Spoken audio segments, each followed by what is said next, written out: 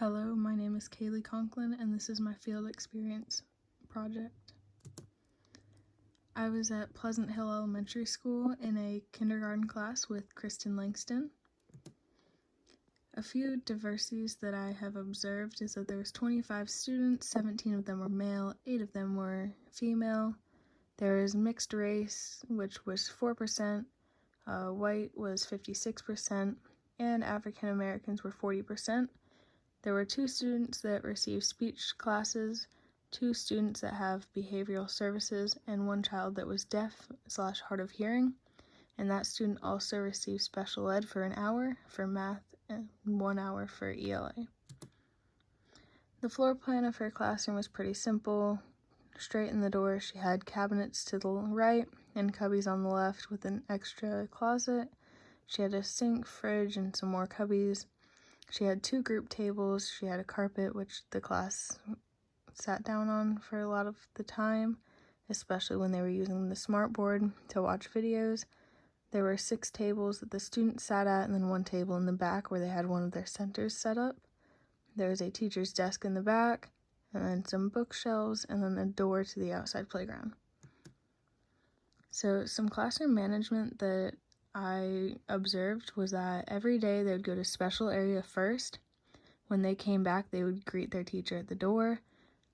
They would go into reading groups, which were on their computers. Then they did some worksheets, maybe like a coloring sheet where they would color a shape or something else, maybe a letter.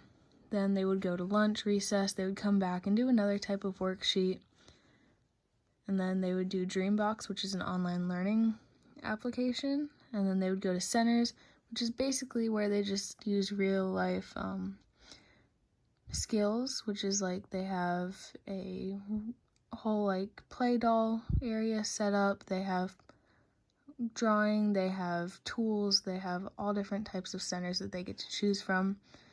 Another great way that the teacher used classroom management was in her engagement, which she used small groups, computers, worksheets, colorings. She used a lot of videos, which Letterland was a class favorite.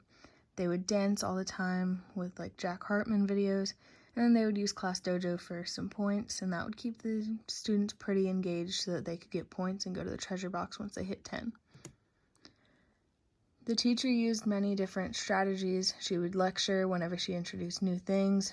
She would have the students work in groups once they started getting the hang of it, and then technology for just practice. For some assessment, she used informal and formal assessment. She used worksheets, which the kids did great on. They did online activities while the teacher was doing some other work. Then the students also had individual testing, which is a formal test, which you can see in the picture in the top right. The student was getting tested individually by the teacher for his interim reports. And then they also did like spelling tests and other tests, which I did not see while I was there. Some things I learned about assessment is that it's a great way to gauge where a student is in their learning. Some students do get test anxiety though, which I know doesn't really help a lot of students. That's why informal assessments seem to be best for overall students, because students seem more relaxed and don't really realize that they're being tested on things. This observation is going to help me in the future because I learned a lot of attention grabbers, and just the idea of centers was a great way to end their day. They got like 15 minutes at the end right before they left to just play with educational toys. And I'm definitely going to refer back to this experience in the future. I love the way that she set up every morning with greeting her and doing calendar and all of those types of things. What I learned about teaching is that it's more than just giving out information to the students. It's about the connections that you make with them and making students feel comfortable in the room with you. Teachers should strive to make the lessons entertaining so that students want to go to school, and learning should be fun for all people.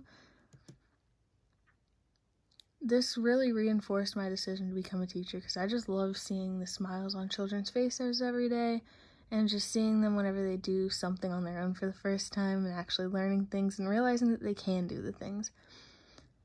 Each student is unique, and I would just love to spend more time in the classroom with them, and that is why I'm excited to become a teacher. The thing that impacted me the most during this is that a lot of the students, this school was in a high poverty area, but the teachers didn't let that affect anything. They were not treated differently or anything like that. And the teachers actually went out and would buy some things for the students, like crayons and colored pencils and notebooks and like other things that the students might not have had access to.